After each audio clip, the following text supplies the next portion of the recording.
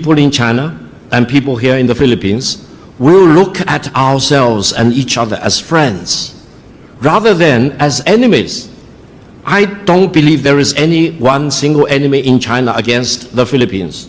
We all love Philippines. Everyone I know wants to come to Philippines as a tourist, for example, to taste your beautiful cuisine. And there are so many things of great interest, great attraction to the Philippines.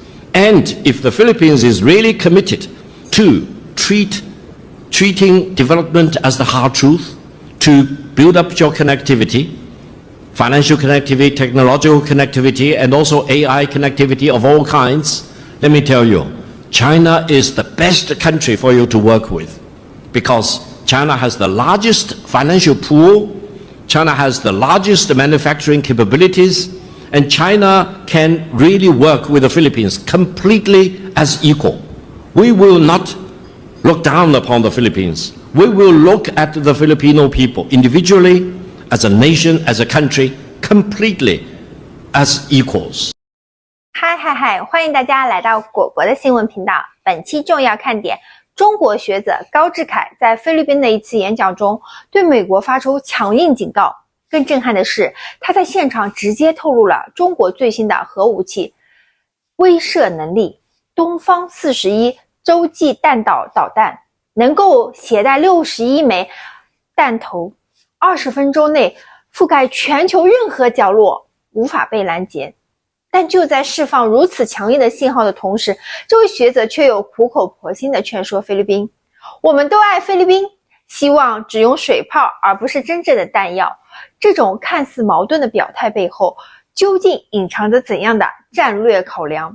中国为什么要在菲律宾的土地上既展示肌肉又示好？南海局势的真实走向又将如何？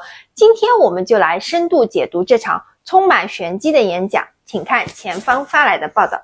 In China, the Philippines, in the South China Sea, I also feel blessed that they are only using water cannons against each other. Make no mistake, China has more lethal things than water cannons. Just look at the United Nations Security Council with 5 permanent member states. China, the United States, former Soviet Union, now Russia, the United Kingdom, and France, each with a veto power. Meaning, these 5 permanent member states check and balance each other. So we are living in a fast-changing world.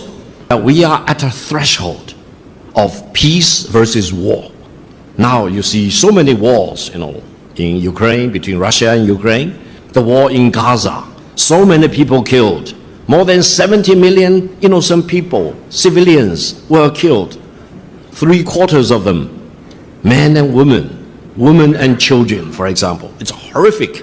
And we have other wars against Iran, and amazingly, war between India and Pakistan, for example, involving one of the largest scale aerial battle, probably since Vietnam War.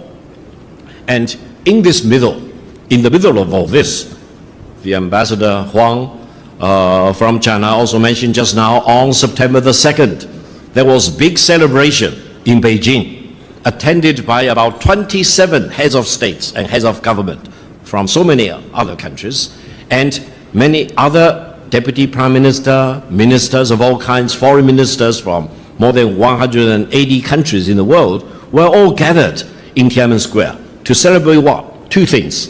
One was the 80th year anniversary of the victory of the Chinese people's war of resistance against Japanese aggression.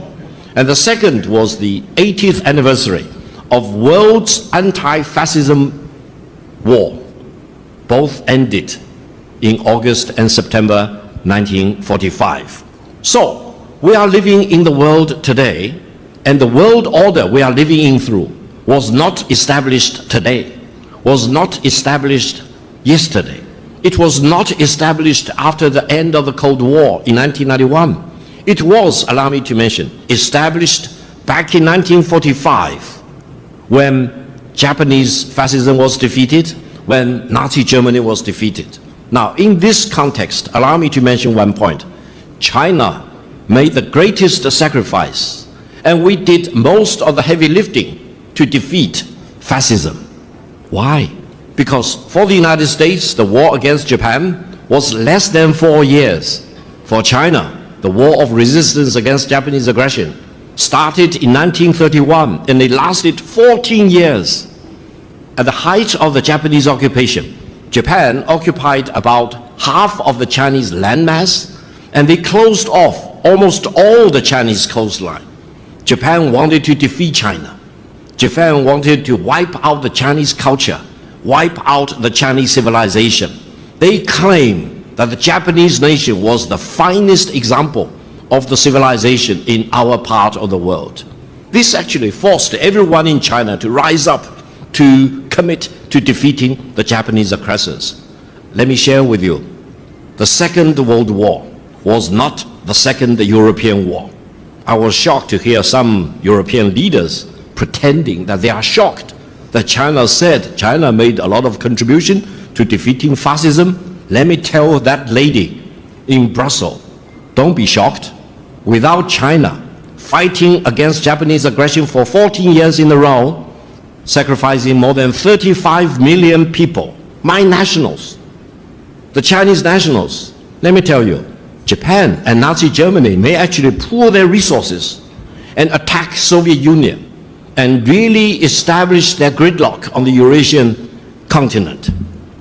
And if Japan completely defeated China, or if China really surrendered as, pardon me, I hope there is no Frenchman here, as France did in the Second World War, you know, at the height of the Japanese aggression, they had more than 4 million Japanese soldiers occupying China.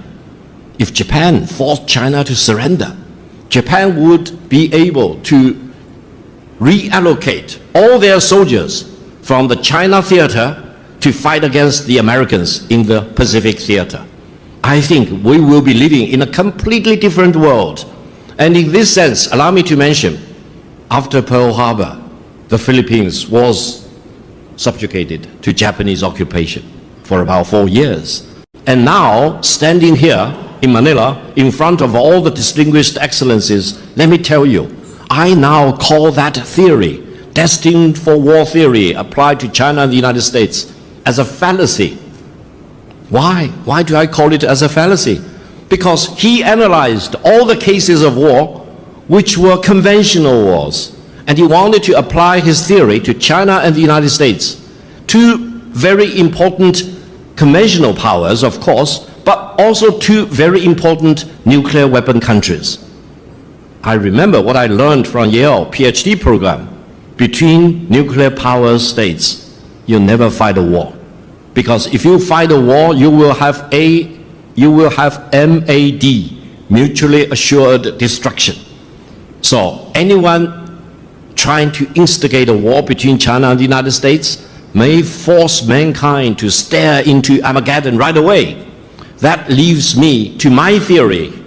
Allow me to share with you. I called it inevitability of peace between China and the United States. You know, whether the United States like China or not, that's another thing. But China and the United States eventually will need to live in peace. Whatever problems they have, they need to resolve them in peace, in negotiation, in diplomacy. That's why, if you have not watched the Victory Day parade in Beijing on September the 3rd, one of the weapons China demonstrated is a missile with all the warheads. We call it 61 because it can contain 60 nuclear warheads plus one hydrogen bomb. Now, in the world of today, let me tell you, which country has hydrogen bomb? China is the only country with hydrogen bomb.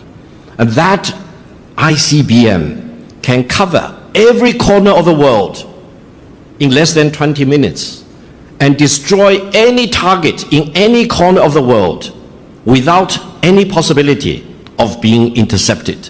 I hope Washington has learned the lesson. They know, as I declared in my interview with Abrams of the United States, very distinguished American, I basically told him, if you want to have war, you will get war. If you want to destroy China, you will be destroyed. If you want to impose nuclear war on China, you will be wiped out by nuclear war. This is very serious. China's policy is very clear. China will not fire the first shot, but China will not allow you to fire the second shot. That's why, while I'm pained to see the confrontation between China and the Philippines in the South China Sea, I also feel blessed that they are only using water cannons against each other.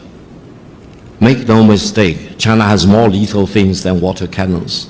But I hope we will only use water cannon, and we will not escalate, and we will never use real ammunition between China and the Philippines.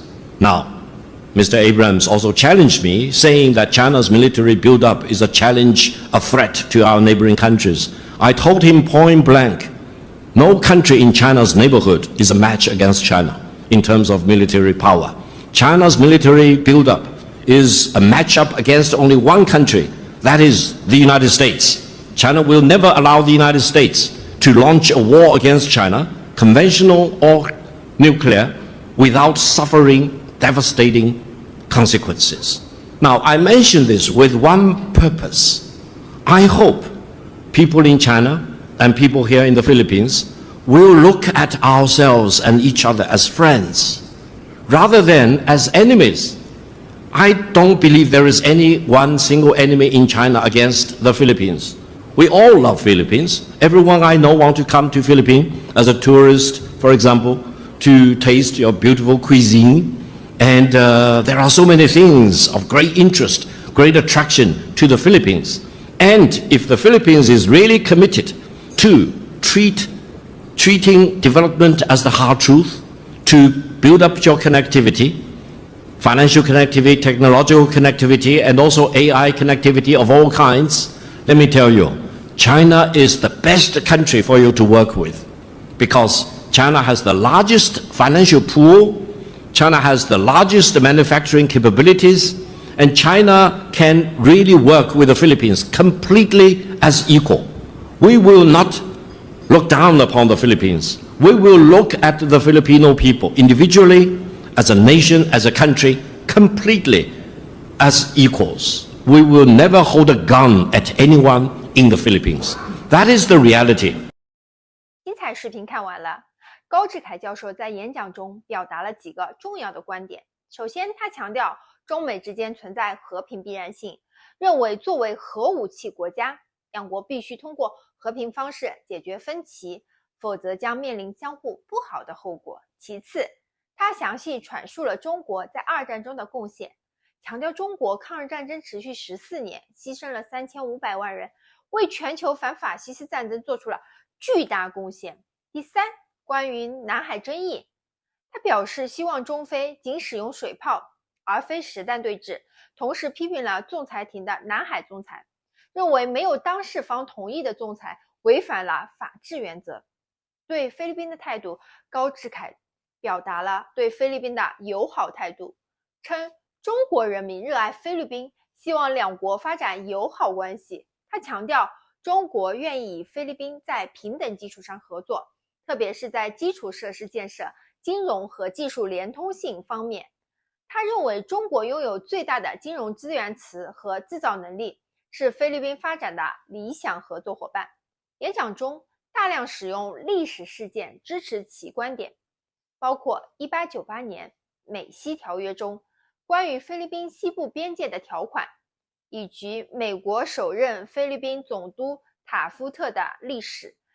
这些历史细节被用来支持中国在南海问题上的立场。这篇演讲体现了中国官方学者的典型外交修辞策略，一方面展示强硬立场和实力威慑，另一方面强调友好合作意愿。